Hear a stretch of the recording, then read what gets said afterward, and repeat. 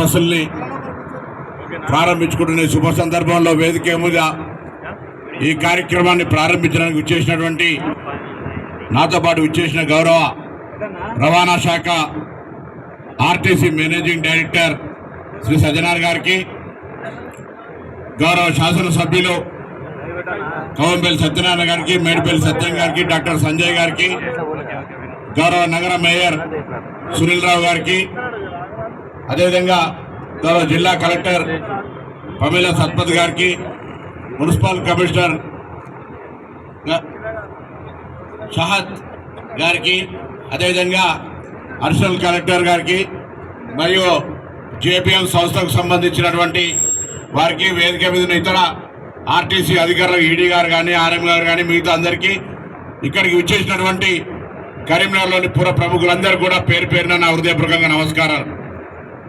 ఢిల్లీకి రాజైనా తల్లికి కొడుకు అన్నట్టుగా వాస్తవంగా కరీంనగర్కి సంబంధించి నేను కరీంనగర్ నివాసిని, కరీంనగర్కి సంబంధించినటువంటి అనే దాని మీద మరి సజ్జనార్ గారు 6 జాగాల్లో కరీంనగర్లో 74, నిజామాబాద్లో 67, వరంగల్లో 86, నల్గొండలో 65, సూర్యాపేటలో 52, హైదరాబాద్లో 74 ఎలక్ట్రికల్ బస్సులు, మొత్తం 500 బస్సులు జేబీఎం సంస్థతోటి ఈ ఎన్ఈబిపి మొదటి దశలో ఈ కార్యక్రమాన్ని ప్రారంభించుకునే వేదికగా కరీంనగర్ నిర్ణయించినందుకు ఆర్టీసీ యాజమాన్యానికి అందరూ కూడా నేను హృదయపూర్వకంగా ధన్యవాదాలు తెలియజేస్తా ఉన్నా.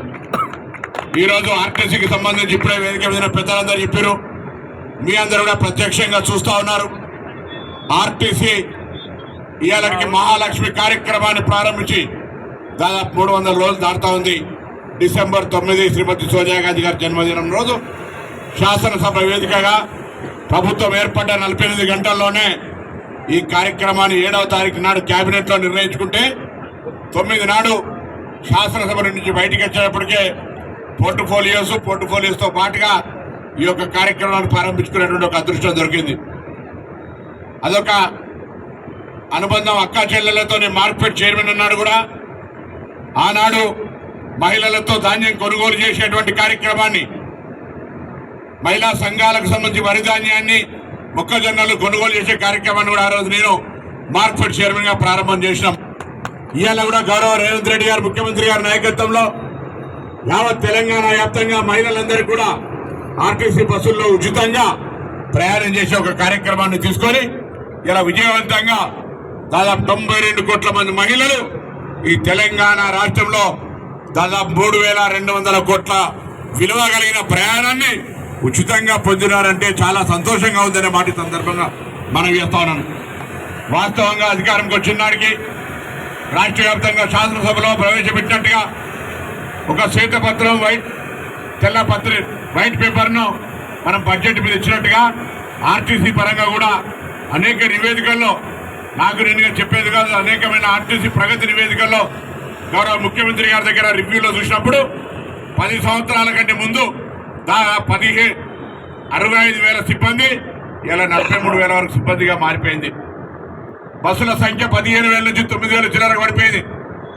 అయినప్పటికీ కూడా ధైర్యంగా సంస్థకు 3 సంవత్సరాల కింద ఎండీగా వచ్చినటువంటి సజ్జనార్ గారు ఇందులోనే ఉన్న దాంట్లోనే మరి పని విధానాన్ని మెరుగుపరుచుకోవాలని శ్రమపడే విధంగా కార్యక్రమాన్ని తీసుకొని పోయే దశలో ప్రజల అభిష్టం మేరకు ప్రజాపాలన అయినటువంటి కాంగ్రెస్ అధికారంలోకి రావడం, ఒక ఇంటికి నూతనంగా ఆడబిడ్డ పుడితే మా ఇంట్లో మహాలక్ష్మి జన్మించింది అన్నట్టుగా ఆర్టీసీకి మహాలక్ష్మి కార్యక్రమం రావడం అనేది ఆర్టీసీ మొత్తం సంస్థకు ఇంటికి మహాలక్ష్మిగా ఒక ఆడబిడ్డగా వచ్చింది అనేటువంటి సంతోషంతో ఇవాళ కార్యక్రమం విజయవంతంగా ముందుకు పోతోంది. ఇన్ని కష్టాలను ఎదుర్కొన్న ఆర్టీసీ ఇవాళ నూతనంగా బస్సులు కొంటోంది. గౌరవ శాసనసభ్యులు చెప్పినట్టుగా రాష్ట్రం మొత్తం మీద గతంలో 15-20 సంవత్సరాల నుంచి బస్సు కావాలని అడిగేవాళ్ళు లేకుండ్రి. స్థానికంగా ఆటోలు కావచ్చు, ఇతరత్ర రవాణా వ్యవహారాల మీద వాళ్ళు ఆధారపడేటువంటి పరిస్థితి నుంచి అలా ఉచితంగా వచ్చిన తర్వాత, లేదా సౌకర్యం కావాలనే ఆలోచనతో సేఫ్టీకి సంబంధించి కూడా దృష్టిలో పెట్టుకొని ఇలా ఆర్టీసీ బస్సులకు విపరీతంగా డిమాండ్ పెరిగింది. దానికి అనుగుణంగా ఆర్టీసీ సంస్థ తరఫున అనేక ప్రణాళికలు చేయడం జరుగుతూ ఉంది. ఇప్పటికే 3,000 చిల్లర ఉద్యోగాలకు సంబంధించి అనుమతి పొంది నియామక ప్రక్రియ మరి Telangana state public service commission కావచ్చు, పోలీస్ రిక్రూట్మెంట్ బోర్డు కావచ్చు, ఇతరత్ర ద్వారా ఆ కార్యక్రమం కొనసాగుతోంది. ఇంకో రెండో దశగా మరొకసారి నివేదిక తయారు చేసి రిక్రూట్మెంట్ కు సంబంధించిన అవసరాలను రాబోయే కాలానికి అనుగుణంగా ఆ ప్రక్రియను కూడా ప్రారంభిస్తా ఉన్నాం. ఇప్పటికే బస్సులు కొనుగోలు చేయడం జరిగింది. ఇంకా నూతనంగా స్వయంగా ఆర్టీసీ సంస్థనే బస్సులు కొనుగోలు చేయడంతో పాటుగా ప్రభుత్వాన్ని కూడా గ్రాంట్ గా కొన్ని తీసుకొని సగం వరకు వాళ్ళను ప్రభుత్వాన్ని భరించమని చెప్పి ఆ విధంగా కూడా కొన్ని బస్సులు కొనుగోలు చేసే ప్రయత్నం చేస్తున్నాం. దాంతో పాటుగా ఇలా మహిళా శక్తి కింద రాష్ట్ర వ్యాప్తంగా ఉన్నటువంటి మండల మహిళా సంఘాల సమైక్యల ద్వారా కూడా బస్సుల కొనుగోలుకు ఆర్టీసీ సంస్థ మెక్మా ద్వారా చర్చలు జరుగుతూ ఉన్నాయి. తొందరలోనే విధి విధానాలను తీసుకొని రాష్ట్రంలో నూతనంగా మండల సమైక్యలందరి ఓనర్షిప్ తోటి ఆర్టీసీ నడిపే విధంగా ఒక అగ్రిమెంట్ చేసుకొని బయట ప్రజలకు సౌకర్యంగా ఉండే విధంగా ఆర్టీసీ బస్సుల్ని తిప్పే ప్రయత్నం చేస్తామనే మాట మనం చేస్తాం.